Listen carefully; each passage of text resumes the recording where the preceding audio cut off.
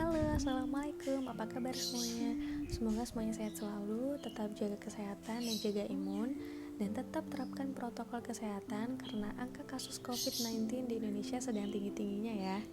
Nah, pertama-tama perkenalkan dulu, nama saya Medina Putri Irianti, biasa dipanggil Dina, dari Prodi Ilmu Komunikasi Visip Untak Surabaya dengan NWI 11508000171. Jadi di video kali ini saya mau menjelaskan tentang teori feminisme. Oke, tanpa basa-basi lagi langsung aja yuk. Sepertinya kita juga udah sering mendengar ya kata feminisme di lingkungan sekitar kita dan sudah tidak asing lagi. Tapi apa sih arti feminisme itu? Jadi, feminisme adalah serangkaian gerakan sosial, gerakan politik, dan ideologi dengan tujuan yang sama untuk mendefinisikan, membangun, dan mencapai kesetaraan gender di lingkup politik, ekonomi, pribadi, maupun sosial. Jadi, bisa dibilang feminisme ini adalah sebuah gerakan yang dilakukan oleh kaum perempuan untuk menuntut emansipasi atau kesamaan dan keadilan hak dengan pria. Gerakan perempuan atau feminisme merupakan gerakan sosial yang bersifat luas, yang merupakan proses penghapusan atau penyingkiran segala bentuk ketidakadilan, penindasan, serta diskriminasi dalam sistem yang berlaku di masyarakat. Nah, kata feminisme sendiri dicetuskan pertama kali oleh aktivis sosialis utopis yaitu Charles Fourier pada tahun 1837. Pergerakan yang berpusat di Eropa ini kemudian berpindah ke Amerika dan berkembang pesat sejak publikasi John Stuart Mill yang mengatakan bahwa perempuan sebagai subjek atau The Subjection of Woman pada tahun 1869. Selama ratusan tahun lamanya, kaum perempuan diposisikan seolah seperti kaum yang terpinggirkan. Menurut Engels 1884 dalam Jackson dan Sorensen 2005, kesetaraan pada perempuan dan laki-laki tidak akan pernah terwujud tanpa menghancurkan sistem kapital. Dengan kata lain, penindasan terhadap kaum perempuan merupakan implikasi dari praktik sistem kapitalis yang menciptakan kondisi keterpurukan perempuan. Kemudian feminisme juga mempunyai gelombang-gelombang loh. Tidak lengkap ya rasanya jika membicarakan tentang feminisme tanpa mengetahui gelombang-gelombangnya feminisme juga. Secara umum, feminisme di seluruh dunia dikonsepkan menjadi 3 gelombang. Jadi apa saja gelombang-gelombangnya? Langsung aja kita simak yuk. Jadi, gelombang pertama feminisme terjadi pada tahun 1830 sampai 1900-an yang dicirikan oleh pemikiran tentang hak dan kesamaan perempuan dan laki-laki. Jadi, feminisme pada gelombang pertama ini lebih berfokus kepada masalah hak pilih perempuan, hak pendidikan perempuan, kondisi kerja perempuan yang lebih baik, dan penghapusan standar ganda gender. Di Amerika Serikat, para pemimpin gerakan feminis berkampanye untuk penghapusan perbudakan secara nasional sebelum memperjuangkan hak-hak perempuan. Nah, berarti pada gelombang pertama ini lebih fokusnya ke hak untuk berpartisipasi politik ya. Lalu bagaimana akhir dari gelombang feminisme pertama? Jadi berakhirnya feminisme gelombang pertama di Amerika Serikat dianggap telah berakhir dengan disahkannya amandemen ke-19 Konstitusi Amerika Serikat pada tahun 1920 yang memberi kaum perempuan kulit putih hak untuk memilih di Amerika Serikat. Meskipun feminisme gelombang pertama telah berakhir, tetapi bagi kaum perempuan, gerakan feminisme gelombang pertama tadi belum sepenuhnya mencapai pemenuhan hak-hak perempuan secara utuh, baik secara ideologi maupun secara fisiologi. Maka dari itu, muncullah gerakan feminisme gelombang kedua. Feminisme gelombang kedua yang terjadi pada tahun 1960 sampai 1980-an yang berusaha mempertanyakan siapa perempuan dan bagaimana pengalaman perempuan mampu menjadi sebuah kajian akademik. Jika pada feminisme gelombang pertama lebih berfokus kepada masalah hak untuk berpartisipasi politik, nah pada feminisme gelombang kedua ini lebih berfokus kepada masalah kesetaraan budaya seperti reproduksi, kekerasan seksual, kemudian seksualitas perempuan, dan domestisitas. Pada tahun 1963, seorang penulis dan aktivis feminis asal Amerika yang bernama Betty Friedan menerbitkan buku The Feministic yang menjadi suara untuk ketidakpuasan dan disorientasi yang dirasakan oleh perempuan saat dihambat ke posisi rumah tangga setelah lulus kuliah. Feminisme gelombang kedua ini yang terjadi di Amerika Serikat dibagi menjadi dua kelompok, yaitu kelompok kanan dan kiri. Untuk kelompok yang kanan ini lebih cenderung bersifat liberal ya, yang bertujuan untuk memperjuangkan partisipasi wanita di seluruh kehidupan sosial dengan kesetaraan hak serta kewajiban dengan laki-laki. Kemudian aliran yang kedua yaitu kelompok kiri yang bersifat lebih radikal.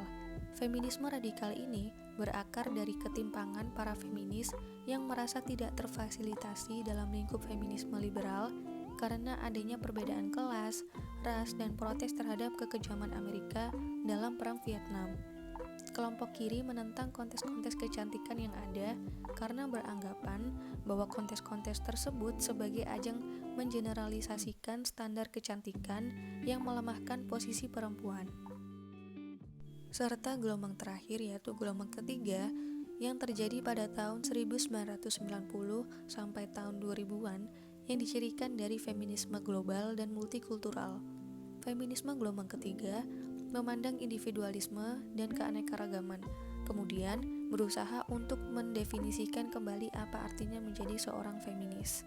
Ada pula gelombang post-feminisme dengan cirinya yang terputus dari gelombang-gelombang sebelumnya. Istilah post-feminisme ini yang disarankan sekitar pada tahun 1990-an digunakan untuk menyarankan bahwa kaum perempuan tidak lagi membutuhkan feminisme. Nah, di saat yang bersamaan, kemudian feminisme gelombang ketiga muncul untuk menyuarakan feminisme di gelombang sebelumnya. Feminisme pada gelombang ketiga ini lebih bersifat global, aktivis, dan akademis, sementara post-feminisme lebih bersifat individualistik, konsumtif, dan populer. Nah, kemudian juga ada beberapa macam feminisme. Yang pertama, ada feminisme liberal. Jadi, feminisme liberal ini lebih mengarah ke kebebasan individu bagi perempuan ya. Kemudian yang kedua ada feminisme radikal. Jadi feminisme radikal ini adalah aliran feminisme yang lebih berfokus kepada hal-hal mendasar atas ketimpangan yang dialami oleh perempuan. Yang ketiga ada feminisme Marxis. Aliran ini muncul berdasarkan isu kaum pekerja perempuan dan publik dalam mengkampanyekan pengupahan kerja domestik bagi perempuan, serta sosialisasi pekerjaan rumah tangga dan pengasuhan anak.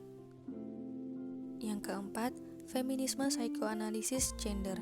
Aliran ini muncul karena perlawanan atas tokoh psikoanalisis, yaitu Sigmund Freud, yang mengatakan bahwa perempuan mengalami iri terhadap laki-laki karena tidak memiliki alat kelamin seperti laki-laki yang mengakibatkan diri mereka merasa inferior atau lebih rendah dibandingkan dengan laki-laki.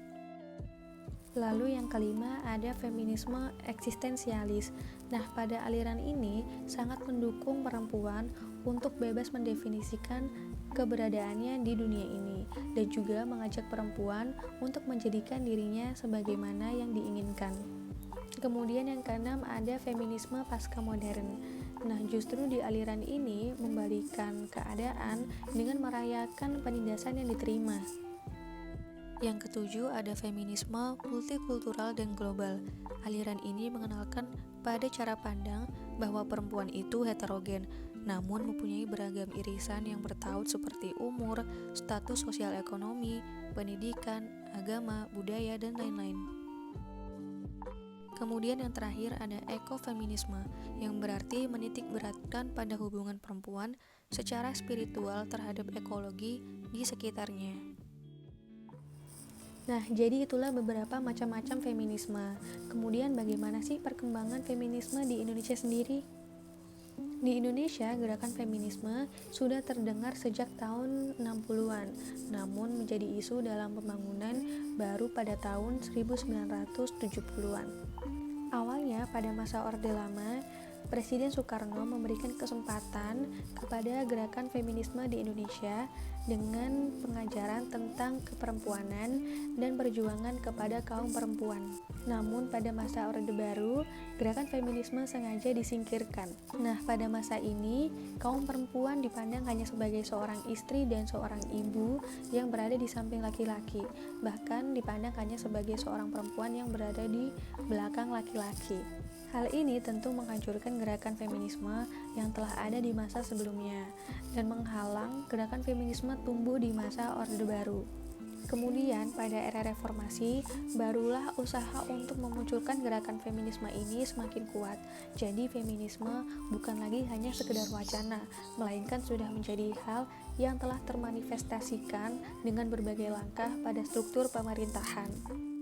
Seperti yang telah dijelaskan sebelumnya bahwa feminisme ini terbagi menjadi beberapa gelombang yang masing-masing saling menegasi dan tentunya juga saling melengkapi satu sama lain. Nah, dari penjelasan-penjelasan tadi dapat juga disimpulkan bahwa meskipun berbeda-beda fokus perhatian baik antara gelombang feminisme maupun antar aliran feminisme, tetapi semuanya tetap menempatkan posisi perempuan sebagaimana mestinya. Dan itu berarti dengan pengalaman ketertindasan yang telah dialami oleh kaum perempuan, kalangan feminis memberikan semangat, memberikan dukungan, serta inspirasi betapa pentingnya peran dan posisi perempuan, terutama peran dan posisinya di ranah kultur maupun politik. Oke, jadi itu beberapa penjelasan dari saya tentang teori feminisme. Semoga bermanfaat dan mohon maaf jika saya ada salah kata. Terima kasih. Wassalamualaikum warahmatullahi wabarakatuh. Bye bye, see you on the next video.